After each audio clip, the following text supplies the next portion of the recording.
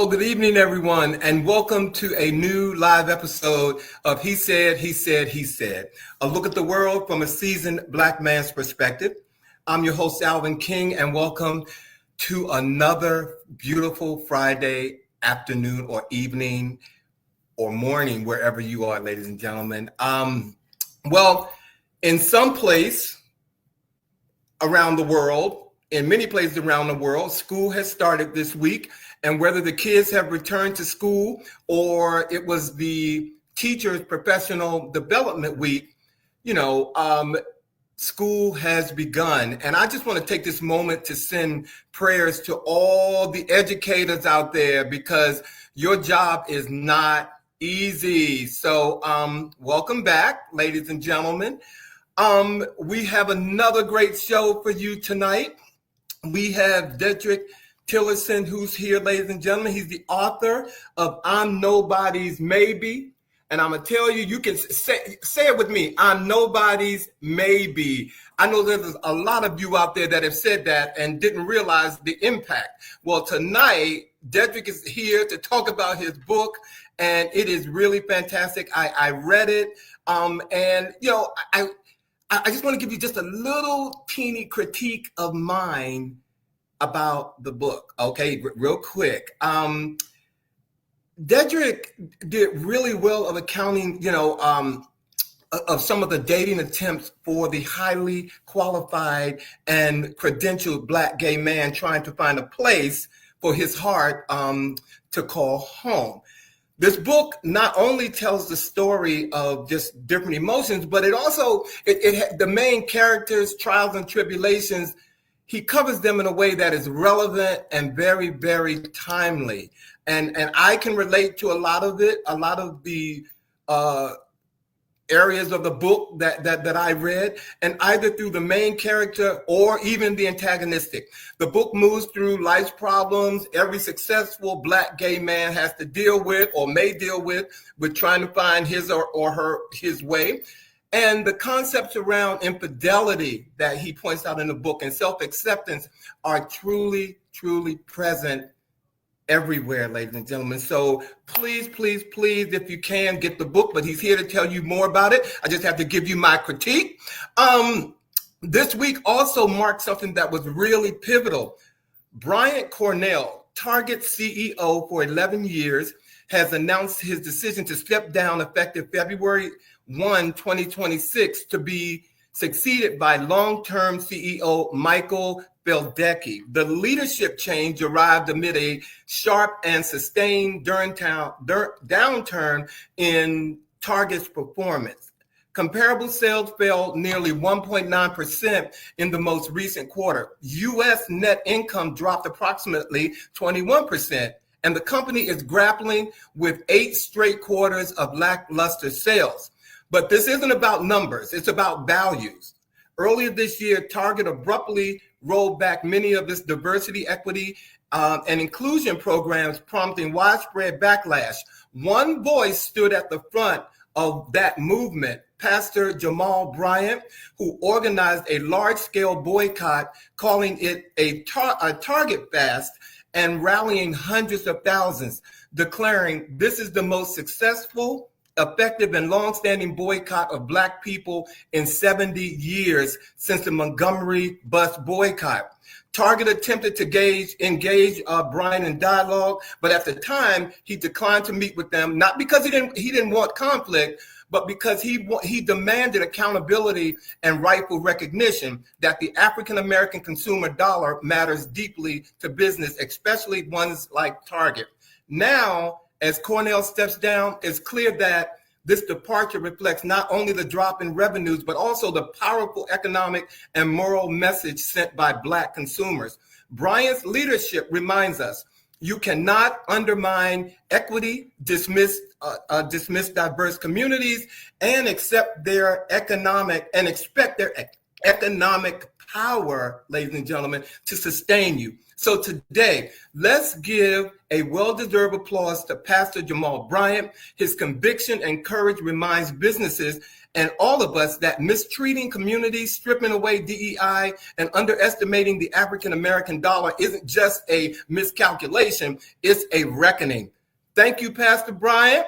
We're for holding corporations accountable and proving that ethical leadership and economic respect must go hand in hand. So praises to you.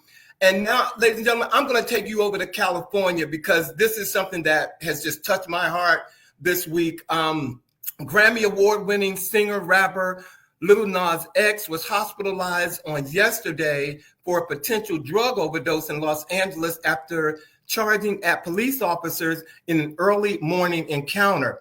While police did not offer his name for the, doing or who was put in custody, TMZ, as they always do, publicized a video showing Lil Nas X roaming the streets of Los Angeles dressed in a pair of white underwear and white cowboy boots and telling the person filming, "Don't be late to the party tonight," while mimicking a series of dance moves on the street. The incident comes just one day after he cleared his Instagram page and updated his name on the app to Queen Madeline and began repopulating it with a series of odd posts showing himself posting in a series of costumes. The singer also shared teasers for his songs featuring collaborators such as Young Keo and Little John. And just this past April, if you all remember, Lil Nas revealed that he had been hospitalized due to partial paralysis on the right side of his face. The Old Town Road star never shared a diagnosis for his condition, but he did update fans a few days later after his initial post revealing that he was recovering and could now move his face. Again, this is not funny in the least. If the word "I'm in trouble" was an image, or "I'm hurting" was an image, that's what's happening with Lil Nas right now. Okay, this is not a laughing matter. I hope that he gets some help. I hope that the people who are around him are taking care of him because this is definitely a cry for help. And the last thing I want to tell you guys about, I don't know this for sure, but I'm telling you because I want it to happen. Reports are circulating on social media to indicate that Cynthia Erivo is set to portray the legendary singer Chaka Khan in an upcoming biopic potentially titled Chaka, with a rumor release of May 2026. The biopic is said to chronicle Chaka's journey from her early days on the south side of Chicago to becoming a global music icon known for powerful hits like I'm Every Woman. The film is also reportedly being directed by Ava DuVernay, exploring themes of resilience and overcoming barriers in a male-dominated industry. However, there's a lot of skepticism because it isn't coming from Hollywood right now. So people they're not sure that it's going to happen. But at the end of the day, if Cynthia Erivo is going to step in and play Chaka Khan, ladies and gentlemen, I say let her. Cynthia Erivo should change her last name from Erivo to Era because it is Cynthia's era right now. Okay, make no puns about it. You can say what you want about Miss Erivo, but she can sing up to the gods. And I think after playing Harriet and after playing Aretha Franklin, I think she knows how to transition into somebody and do it in a way that will make them feel proud, So let's hope that happens. Let's hope that happens because if that happens, baby, I'm going to see Cynthia Erivo play Chaka Khan. All right. Thank you, ladies and gentlemen, for joining us tonight. Again, we have a great show for you. Author Dedrick Tillerson is here. And if you all are ready to get my guys in here, let's get on with the chat.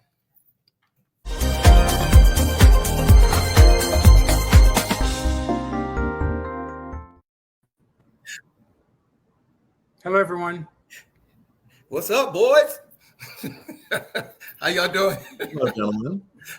Hey, Sean, that's a nice little background. You on the road again? I'm on the road again. What country was it? I'm in Chaka Khan's hometown, Chicago, but I'm on the north end. All right. Chi-town, the Windy City. The Windy City. Yes, it's quite lovely here today. Yes, Yes, it is. How you doing, Bobby? I'm well, thank you. And thank you. And thank you so much on behalf, as an educator and on behalf of educators all over the country. I want to say thank you for your recognition of us about to get back into the swing of it. Some of, whether it's, K through 12, the collegiate level. I know Michi has begun. The students have moved into the dorms here at Trinity, here in DC. We're doing professional development right now at my school, and the kids come back and start classes right after Labor Day. So thank you very much for. I keep you all lifted. Let me say hi to some of these folks right now. Dr. Toole, I got to send you some flowers because I just love seeing your name, Dr. Toole. Thank you for joining us tonight. Rose is here. Robert is here. Let me see. George Pringle is here. Michi is here. JJ is here. Who else? Rick Irick. I don't know where you are in the world, but you are here. Everybody. Glad to be here with us.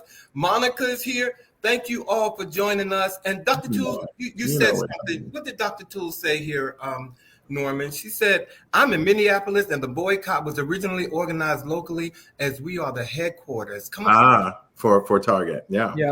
That's what I'm talking about. Well, what has been going on with you guys this week? Tell me. Yes. So, I am a political junkie, and I want to bring this story to you all by asking this question. So, there's been a lot going around lately regarding Black conservatives, and I just have to talk about it. And so, Amanda Seales did a Jubilee episode, and this is why I want to do this. But the question is, what is leading more young Black voters to be politically conservative? I thought about this, and my thing is this. I don't think many of them understand what the word conservative means. They seem to have issues with Black culture versus actual conservative ideology. They downplay the historical transition from enslaved people to sharecropping, to Jim Crow, to chain gangs, to racial profiling, to the present day takeover of the DC Police Department by the White House. And they seem to believe that denying the impact of that history of Black Americans makes them conservative. It makes them stupid and ignorant. I believe these so-called Black conservatives that we're seeing a few more of them thanks to social media are feeling and believing feeling the way they do is due to some personal disdain for Black culture. Because if they were truly conservative, they would be able to speak on conservative policies without referencing anything Black American. Take reparations, for example, which I strongly support. They look at it as solely a financial check to people who were around or who were not around during pre-1865 America. And they look at it as money coming from white people. A true conservative, I think, would be against reparations because correcting a system issue that. Let me backtrack on this because I wrote this kind of last minute. A true conservative, I think, will be against reparations because correcting a systemic issue that lingers throughout modern society would not conserve or preserve the economic imbalance that exists today. Whereas a progressive believes reparations, which would include removing systemic policies, will create equity and equality among the total population, hence why capitalism is the root problem. So if you had how would you address the widespread concern that these young Black conservatives are now coming to the forefront? Well, I think I would just about first asking the question is, do you have an issue with Black culture, or are you truly a conservative? And what does conservative really means?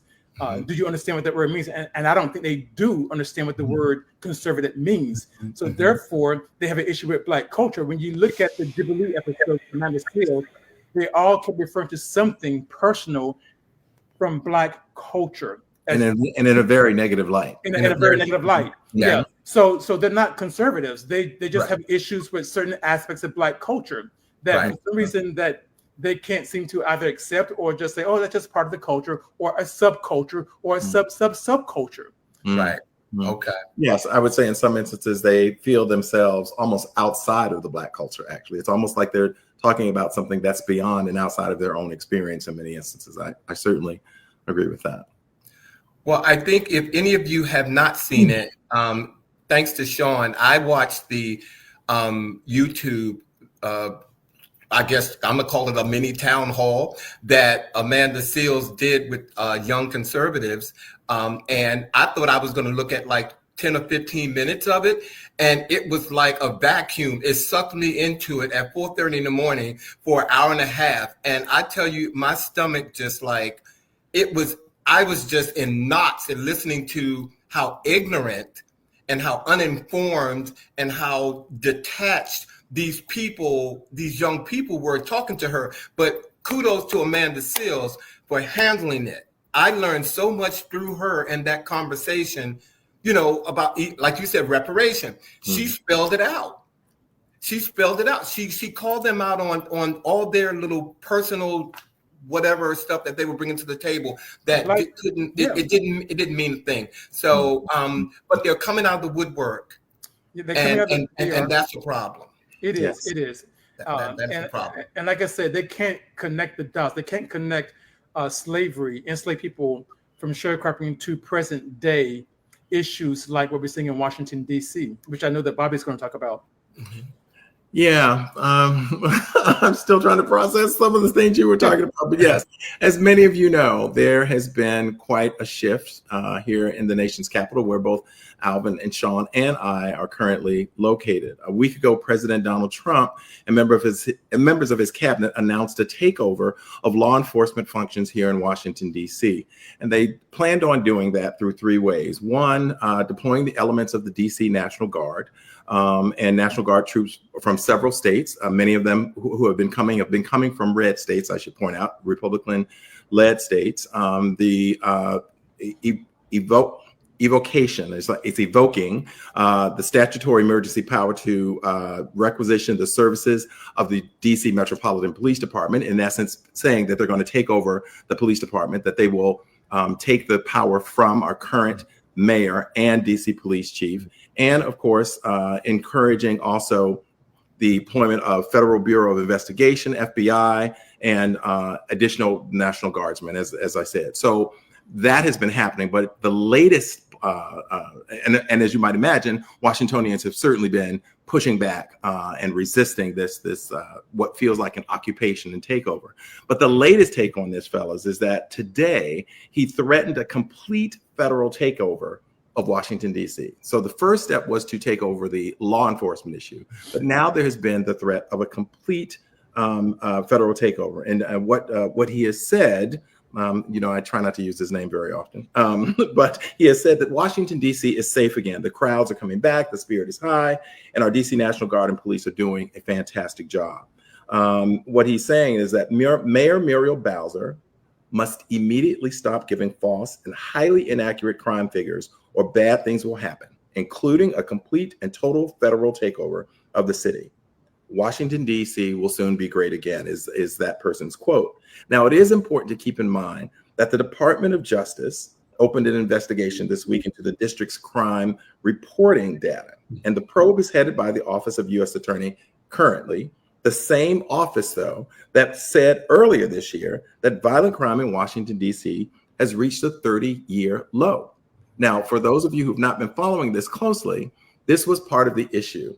The leader of the country was portraying and creating this narrative that Washington was pretty much close to the Wild Wild West, right after figures had come out saying that most major crime categories had seen a decrease. And in fact, in some categories, the lowest it had been in a while. And so the question is this the sign of things to come? And what I really wanted to do is just take a few minutes to ask you guys about not just the statistics, but what it feels like for us, in particular, as three Black men living here in the nation's capital. Well, Alvin, you want to go ahead and start? No, go ahead. Mm-hmm. Well, okay, so again, this is he said, and I'm about ready to pick up arms because this is really, truly horrific, and it's worse than what the media is portraying, because a lot of stuff isn't being reported. As a commissioner, I do get texts and video images and what have you and so forth.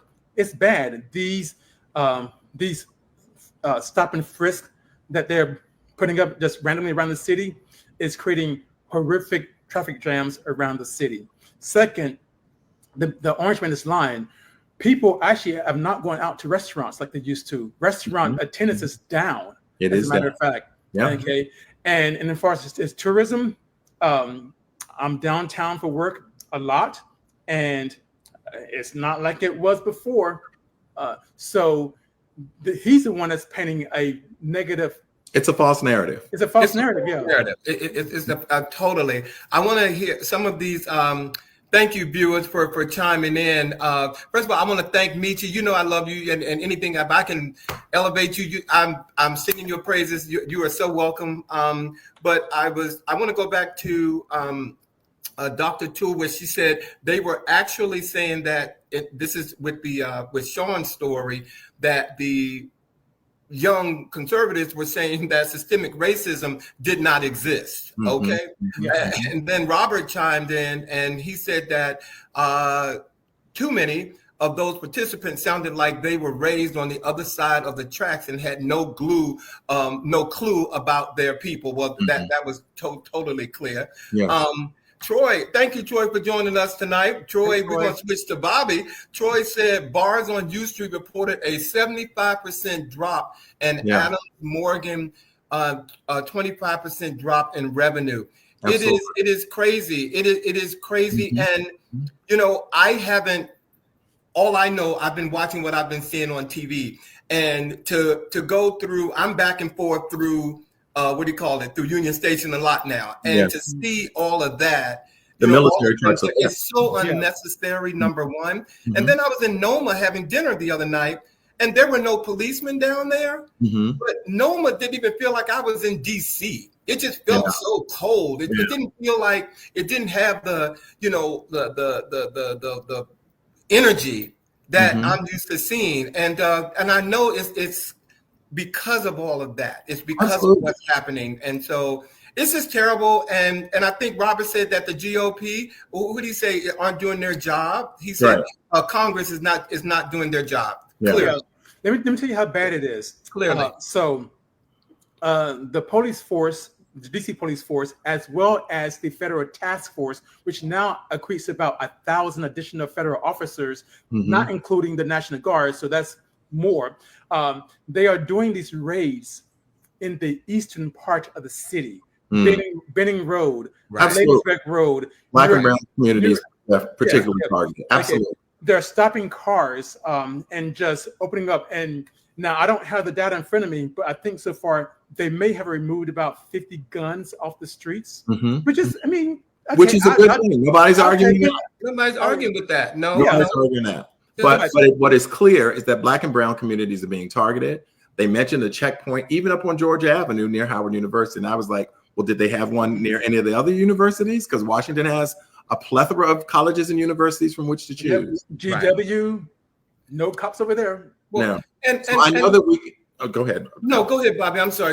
I know that we could talk about this forever, but I know we have a very exciting show waiting for you guys. Right. So I wanted to wrap up very, very, very quickly with something that I saw that I think is really, really important. 5 quick steps to remember here in the District of Columbia should you encounter one of these law enforcement officers. First and foremost, remember, number 1, you have the right to film the police. If you witness law enforcement interacting with a neighbor, the single best thing you can do is to record a video of the interaction with your phone. Number 2, am I free to go? If you are stopped by law enforcement officers, your goal should be to leave the conversation as quickly and safely as possible. So to do this, you must ask verbally, am I free to go? Number 3, I do not consent to a search. Law enforcement officers are allowed to pat down outside of your clothes, but for anything more, they need a warrant.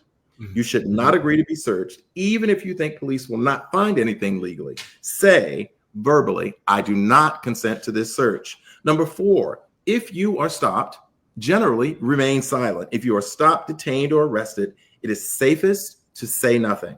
If law enforcement officers are persisting in asking you questions, you can say, I'm going to remain silent. I want to speak to a lawyer. And finally, assert these rights. Knowing your rights is a great first step, and asserting your rights is even better. 5 rights everyone in DC should know should you encounter law enforcement.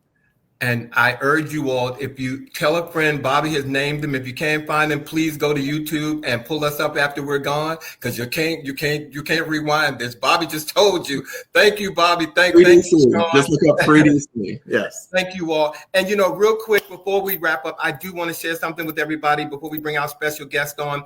I want to talk about something that dropped like a bombshell this week also. ESPN's last-minute cancellation of Spike Lee's much-anticipated documentary series, The Saga and his DA, Saga of Colin Kaepernick. And I want to break it down for you a little bit, let you know what's going on. Creative differences is the official explanation from ESPN, Kaepernick, and Spike Lee. They say that all the parties jointly decided not to move forward. Production began in 2022, and by 2024, the project was reportedly near completion, even though creative disagreements were already hanging over it. What sharpens my intrigue is the timing. The cancellation happened just days after the NFL acquired a 10% stake in ESPN, gaining access to NFL Network, Red Zone, and other assets. Now, ESPN president Jimmy Pitaro says quite directly that the cancellation had nothing to do with the NFL deal. He claims the decision was made months earlier, well before the acquisition news surfaced. Still, I'm still skeptical.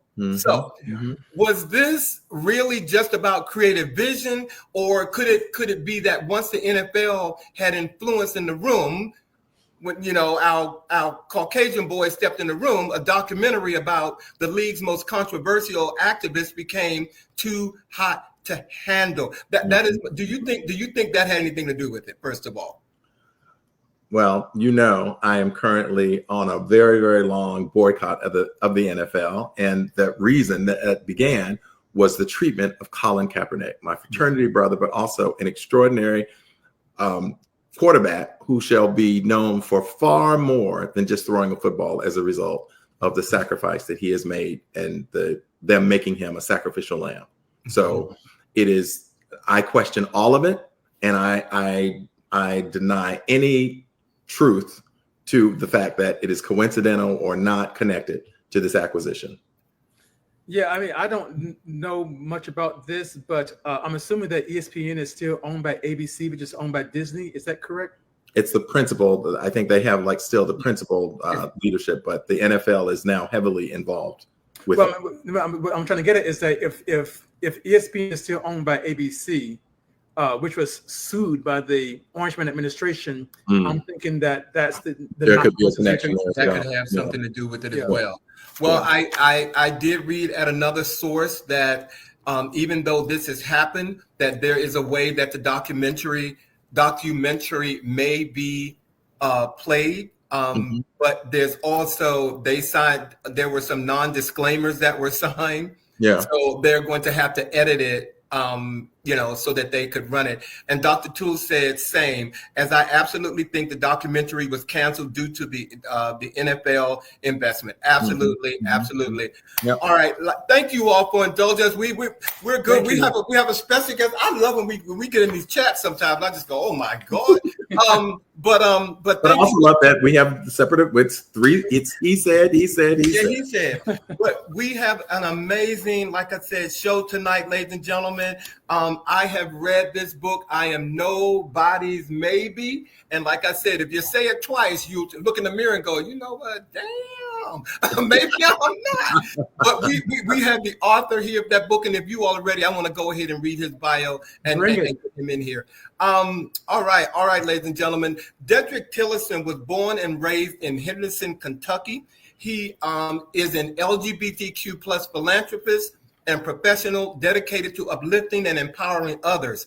Passionate about love, identity, and self-worth, he brings a fresh, authentic voice to modern romance.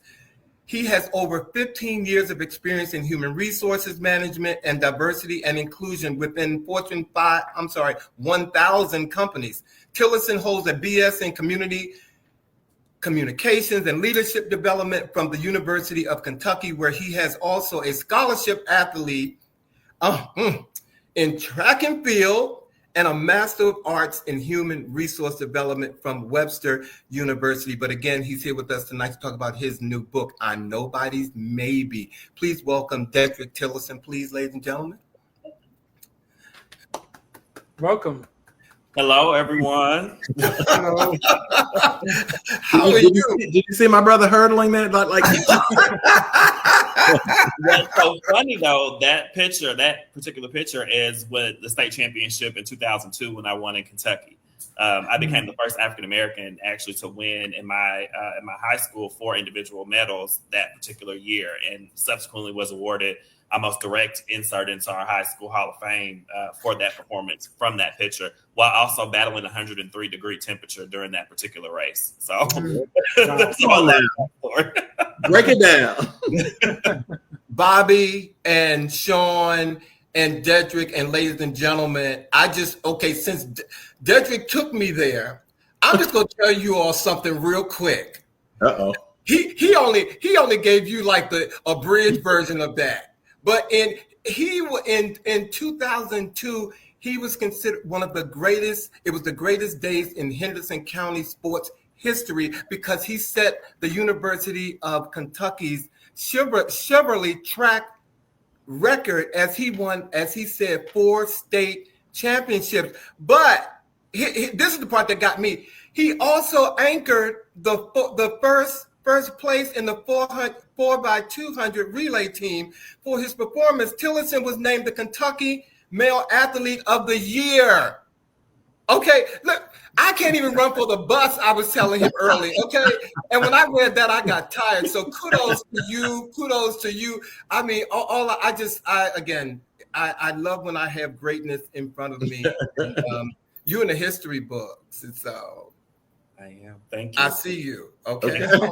Well, welcome to the show tonight. As I said, ladies and gentlemen, he's here to talk about his new book. And so again, I want to welcome you, Dedrick, to the show tonight. And as I said, the title of the book, it is fitting for a conversation about relationships of any kind. And for those not familiar with the book, please give us a synopsis of the book that for those of us or those of them, our viewers who haven't read the book yet.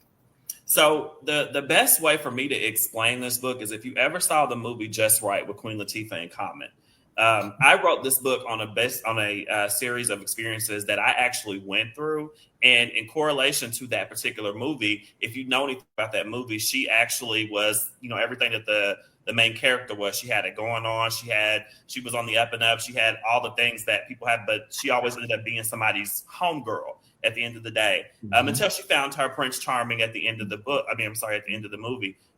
My story doesn't kind of end up that way, but in essence, I wrote my story based on the premise of how that particular movie went. And just so happens I lived those experiences. So as you read the stories, you will actually be able to put myself in the place of the main character. And I wrote it in third person on purpose, just so I could make sure that I could capture the attention span of today's reader, not give them too much, too heavy, but also give them everything impactful and that they could say, oh my God, this is me. Oh my God, this is Tyrone. Oh my God, this is Jamal. Oh my God, this is Zane. Oh my God, I dealt with all these people.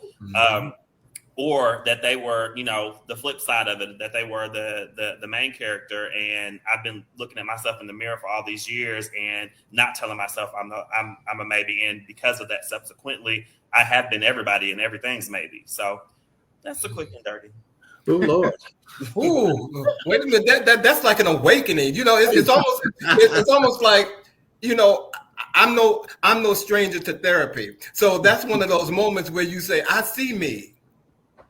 Absolutely. Yeah.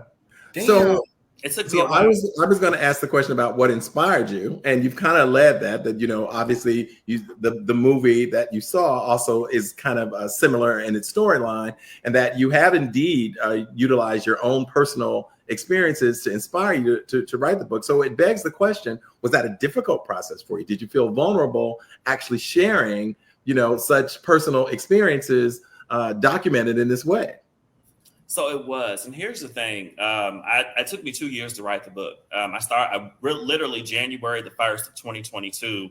I woke up and I was like, this story was put on my heart, which to me came from God. So I started mapping the story out, and when I started to write chapters 1 through 3, it got a little bit rough. I started to relive those instances that happened, those situations, and I was like, "Whoo, Lord, let me take a break."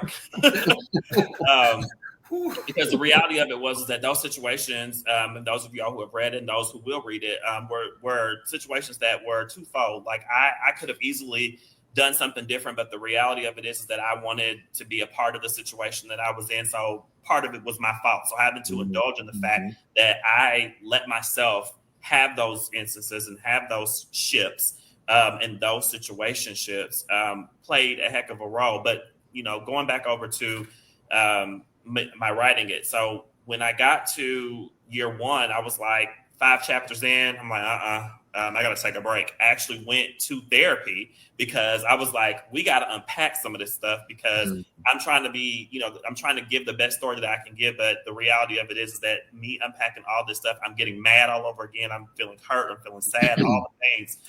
So my amazing therapist, which, we find out about her in chapter 7 of my book. There you go. Incorporated. Put it in. But yeah, so then I ended up getting a job opportunity to move to Dallas, Texas. So I ended up having to put everything on hold. Got here, had to take over the current operation that I'm in. And so I had to put, kind of that side of things on the back burner. And January 1st of 2025, I picked the book up again and finished it in March of this year, and it published in June. Excellent. Thank you. Wow. I think that's incredible. And correct me if I'm wrong, but I think I'm hearing you talk about self-worth. Okay. And Dedrick, of course, like I said, I want to say he's gone through therapy. I still go to therapy once a month, just some chit chat. But the protagonist, Cameron, struggles with being loved as somebody's maybe. Okay. So what do you hope readers walk away with when it comes to self-love and self-worth?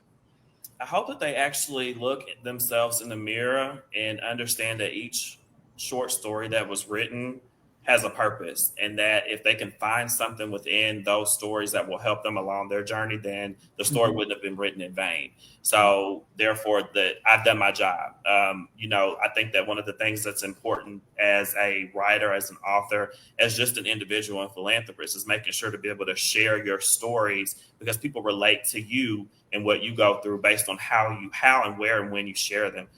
So doing this, obviously was super vulnerable to do, but I was like, at the end of the day, like I'm strong enough mentally, physically, and emotionally to be able to handle the fact that the world needs to hear this story, because so many of us talk about these things and go through them in silos. Now somebody can actually see that, oh my God, I actually went through this, and somebody knows, and I can relate to some of the things they went to. And that is man, woman, trans, whoever it is can relate to on any level to this story. So. Absolutely. I want to, first of all, I have to go back to our viewers, because some of your fans have showed up in here, Dedrick. So I just want to make sure that I'm acknowledging them and thanking them for being on the show. I think Miss April Johnson is here. T-Man is here. He's read the book. Jamal G. And Jamal G, I don't know if that message was for me, that we see you and we love you. Hopefully it was for me, because I received it, Jamal. So thank you all. And Rodney E., I didn't even see you here, my brother. So thank you for being on here tonight. Thank you for being here. And Dedrick, you said something that was really, really important, and I kind of alluded it in the show in the opening, giving my critique, talking about yes, it's a man, but it could be a woman. In reading this book, you really bring out the representation in modern romance. So I want to ask you, why is it important for you to tell the story through the lens, though, of a black LGBTQ plus man, and what does authentic representation mean to you in today's literature? So let me start off by saying my inspiration was Elin Harris, the late great Elin Harris. So if you know anything about Elin Harris, you knew how his writing style was. I wanted to try to embody that writing style by incorporating my own lived experiences. I mean, I could go down a rabbit hole in explanation as to why, LGBTQ. Obviously, I'm gay, and for those of the world who don't know, I am. Ding, ding. Hold on, because I don't know. Somebody else here is. Tell me, okay? So I absolutely had to write it from that perspective, right? Because I lived those experiences, and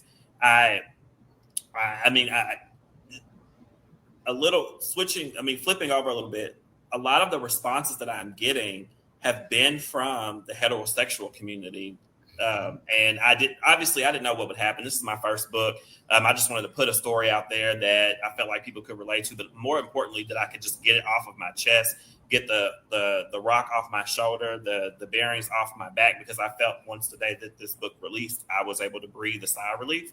But I feel like that every person, the LGBTQ plus, ally, etc., can and will relate on any and all aspects to this book. So, obviously, it coming from me, I lived it. So, I have to raise my hand and say I'm living it. I was on the train reading this book last week on my way to New York, and I was like, Dedrick, I don't like you right now. I don't like you right now. But, I know that you're not talking to me, but you're talking to me. And I'm just going to keep on reading this book. So I'm glad I did. Sorry, Bobby. I just had to. No, I hope you were on the quiet car and not talking to anybody when you were. Why are you trying to get up on my business, how I roll? I know you. I know when you get in a good book. So Dedrick, you have 15 years of human resource management and diversity and inclusion. God bless you. I'm a diversity practitioner at my school where I work. So God bless you for the work that you're doing. So I'm curious as to whether or not your training, your professional background has influenced in any way the way that you've approached writing this book around issues of identity and inclusion and belonging and so forth. Has it impacted the way that you approached your writing? It absolutely did. And professionally, I'm an HR director. I've been in the HR space for like you've read 15 years now. I had to be able to write from an area of compassion, because one of the things in HR we have to do all the time, whether we want to or not, is be compassionate.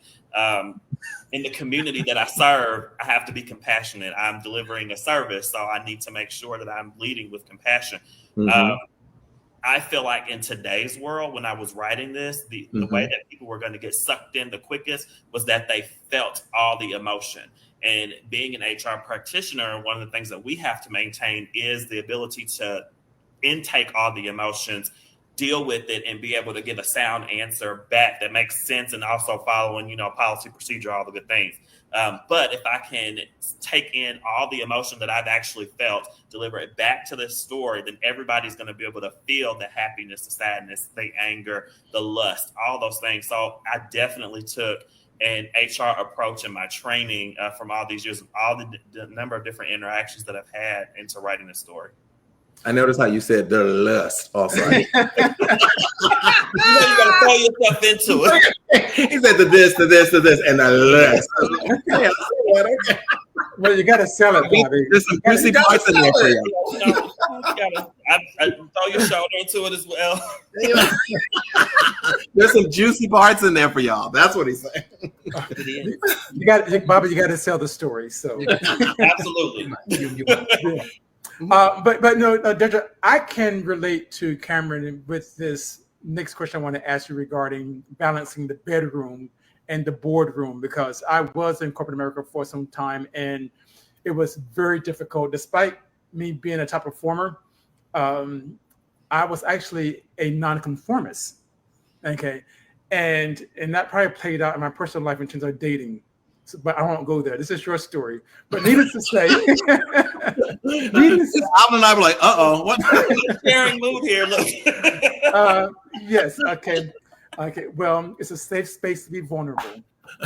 Okay. But okay. So Dedrick Cameron, he is a corporate powerhouse. Yeah, he struggles in his personal life, like I did for some time. Not anymore. But how does the contrast between professional success and personal vulnerability, this is a safe space to be vulnerable, play into the larger theme of your book? So on the outside of the book, obviously there's me and there's the story and everything that I wrote the story I've lived.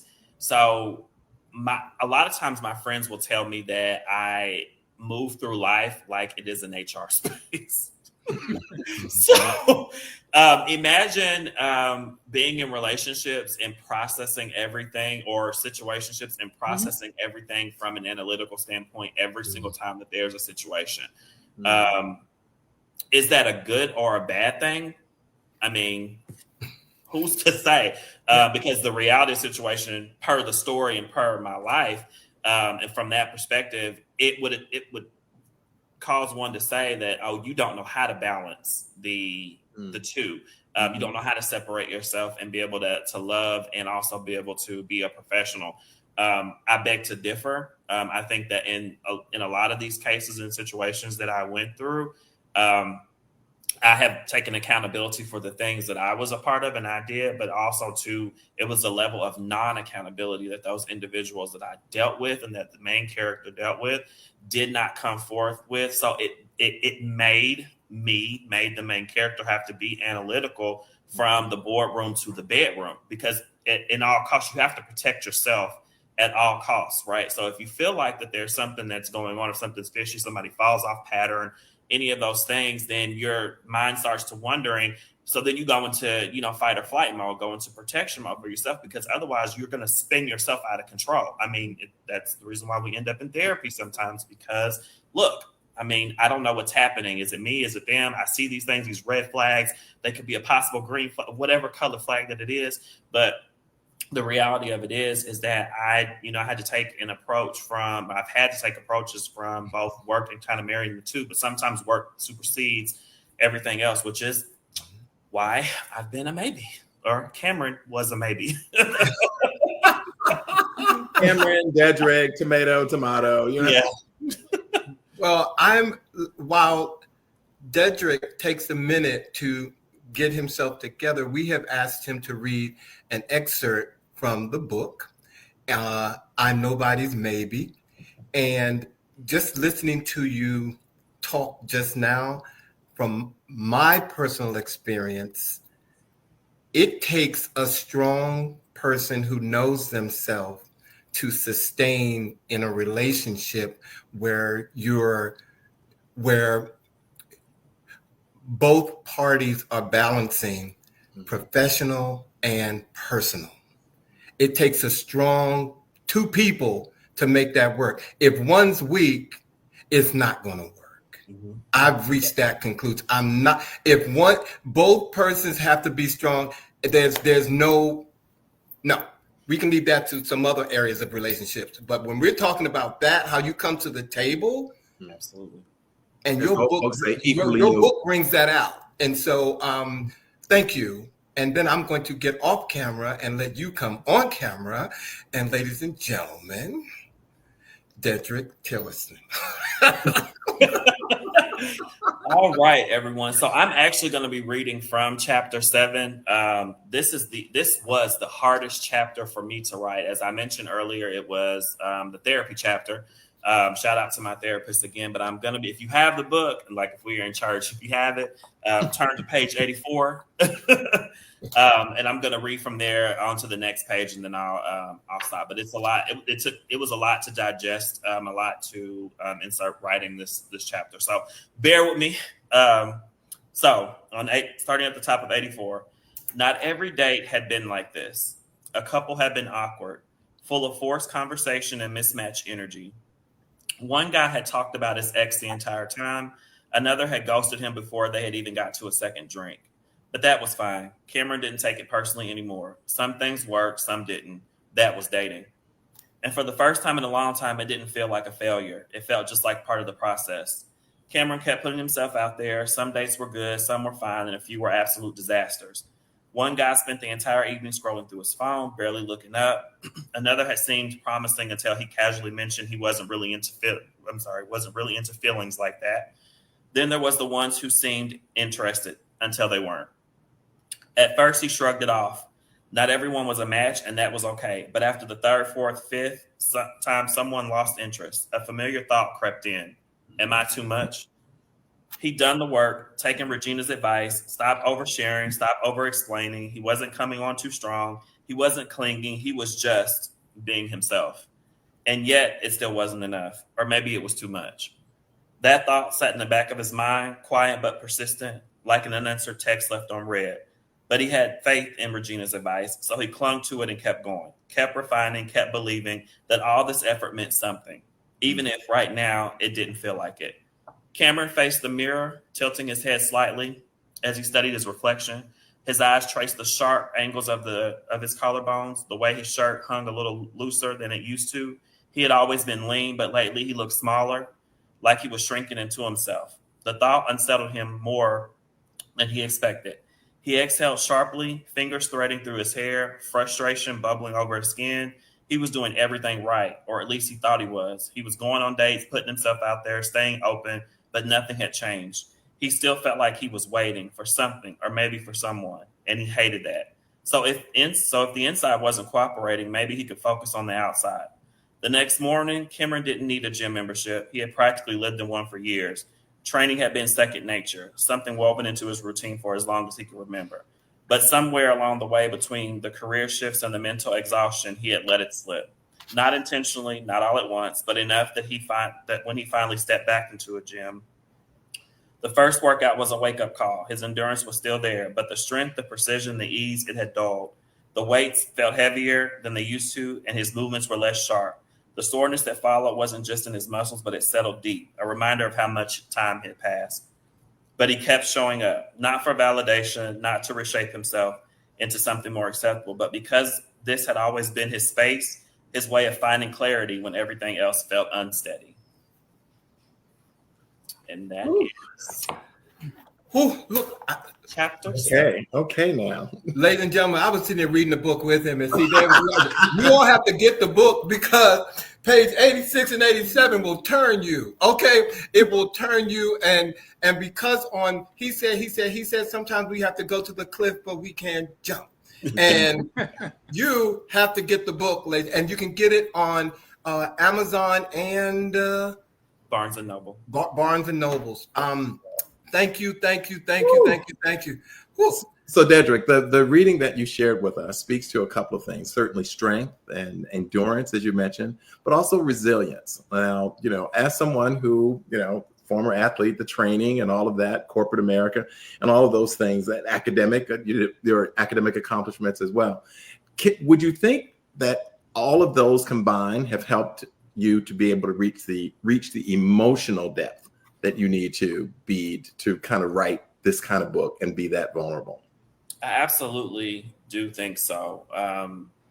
Having, gone through those things, having had the training, the education, if I were to go back in my mind and extrapolate some of those things, I don't know that I would have the emotional capacity. I don't know that I would have even stepped a foot inside a therapist's office and even shared information that said, or even got or received information from her that would allow me to do the work on myself that would ultimately be able to allow me to write this story. So absolutely.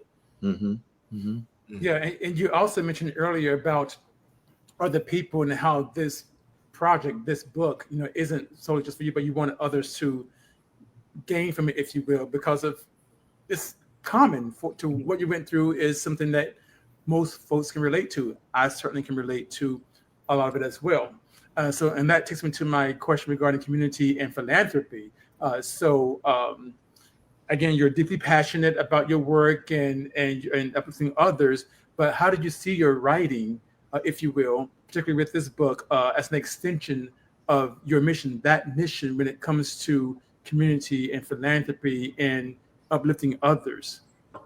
I think that this is such a new space for me. Like I said in the beginning, I didn't know what would happen when I put this story out. If you know anything about me, sports have been my life forever. I have a nonprofit called Fullest Sports that's dedicated to the advancement of LGBTQ sports and in minority participation. I started that organization 11 years ago, and I have been able to share these types of messages with my athletes, young or quote unquote what people would consider older. But I definitely believe that writing the story and just, my training alone, my athletic determination, as well as dedication, as well as discipline, has given me the ability to be able to not only share my experiences, but be able to relate to a lot of people on a lot of different levels. Because one of the things I always say about myself, and even in the workspace, I can meet you where you are. It doesn't matter where you are in your life. I've been there. And I like to tell people that I've lived a lot of lives. I spent some time in DC I know you guys lived, I don't know if you read it or not, but I was there for almost 3 years. I've lived a lot of places, traveled across the world, thank God, to be able to say that I can meet people where they are truly. And having been able to write the story, it further enhances that, even as I go out into spaces that are, LGBTQ friendly, sit on panels, any of those things, or even not LGBTQ friendly. I even went as far as to get my life coaching certification because, obviously as an HR practitioner, I feel like I'm a daily life coach anyway. So I was like, let me just go ahead and put the credential behind my name. So definitely. Wow. Thank you. Thank you very much for that. Well, ladies and gentlemen, we have reached the end of our interview with Dedrick Tillerson. And believe me, I don't, I could go on and on and on because, again, I want everybody to know what's in this book. So I'm going to say it once again. Please go to Barnes & Noble or Amazon.com and get the book, I'm Nobody's Maybe. Or you can, I'm sorry, I don't want to interrupt you. If it's an easier route for everyone, make sure, or you can go to my website and it'll drive you straight to Amazon to be able to order. So djtillerson.com, you'll be able to go right in there, check out a lot of what's happening, blog posts, but it'll drive you straight to where you can order the book as well. Amen. And I'm going to say thank you, Tamika. Yes, get the book. I hear you, girl. I got it. So now that the book is out on the street, what is next for Dedrick Tillerson? I don't know. Joking. So definitely. So if you read the story, each chapter ends where a new book can begin, and that was one of the things I wanted to embody around Elin Harris's writing. So saying all that to say, I'm going to be writing a series of books in relation to this. That is plan number one. And also, too, I'm just absorbing all the spaces that want to have me there to talk about it. I feel like that this book has unlocked a lot of different spaces that want to have conversations that, again, have happened in silos for so long that now are being brought out to the forefront. And that let's face them head on. And who better to be able to be there to talk about those things, and people that are actually myself that have gone through it and can actually relate. Amen. Amen. Yes. Ladies and gentlemen, please, you can click inside the chat box. But Dedrick Tillerson, author of I'm Nobody's Maybe, thank you for joining us tonight. Don't go away. We're going to bring you back on the closing, but thank you for being here with us tonight. We really appreciate you, brother. Thank you for having me. Thank you. So, ladies and gentlemen, whew, okay. I'm not going to tell you get because I've already told you 18 times to get the book. You're nobody's maybe. You're nobody's baby. Okay, you don't need to be. No. But next week we're going to be live with you again, and we're going to do a Let's Get Newsy next week, ladies and gentlemen, and we're going to wrap up as much as we can that has happened in the month of August. There's a lot of stuff that happened in the month of August. So we want to make sure that we get to it. And if I may, I want to read the words of the week before we let you all go, because this was very timely and very important to me. So Bobby, thank you for this. I truly appreciate kindness. I appreciate people checking on me. I appreciate a quick message. I appreciate those who ask if I'm okay. I appreciate every single person in my life who has tried to brighten my days. It's the little things that matter the most. And I thank you. I thank you. And I want to dedicate this show tonight, ladies and gentlemen. It has been a very, very, very, very tough week.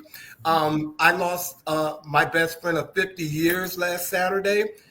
He would come on the show. His name is Derwin Cherry. And I want to dedicate tonight's show to him because he will be missed terribly, terribly. And it's really hard to think that I won't see him again in this life. So tonight's show is dedicated to my brother, Derwin Cherry. So if we may bring Dedrick back to the stage, please, before we let him go. There he is. What a great show. What a great show.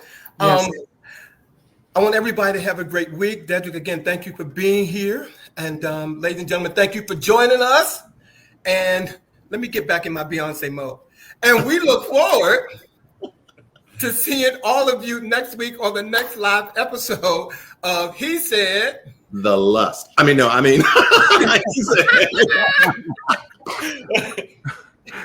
said lean in.